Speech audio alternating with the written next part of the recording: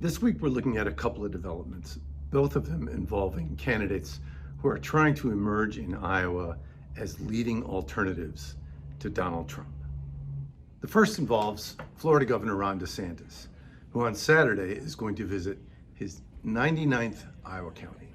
There are 99 counties in Iowa. He will have visited all of them.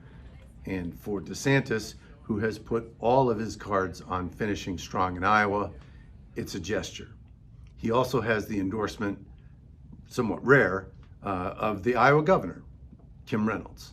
It's not common for the governor to endorse a candidate during the Iowa caucus campaign. They usually like to stay neutral, but Reynolds has made the point that she wants somebody besides Donald Trump, and she has a special affinity for Ron DeSantis, who governs much in the style that she does. So on Saturday, DeSantis is going to visit Jasper County, just east of Des Moines. That'll be his 99th county, and there will be a big rally there.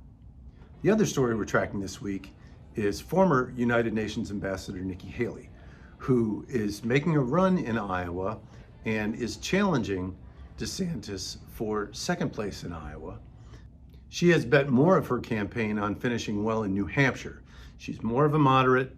Independents get to vote in the New Hampshire primary. But if she overperforms in Iowa, that could send her to New Hampshire with some momentum against Trump.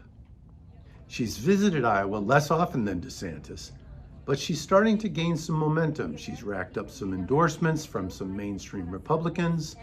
But this week, Haley received the endorsement of Americans for Prosperity, the group that was founded by the Koch brothers and has a national footprint, especially in organizing and reaching out and advertising in key states, including Iowa.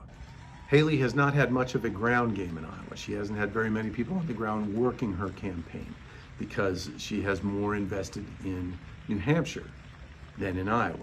Well, with the endorsement of Americans for Prosperity, she would likely inherit the massive ground game that Americans for Prosperity can provide.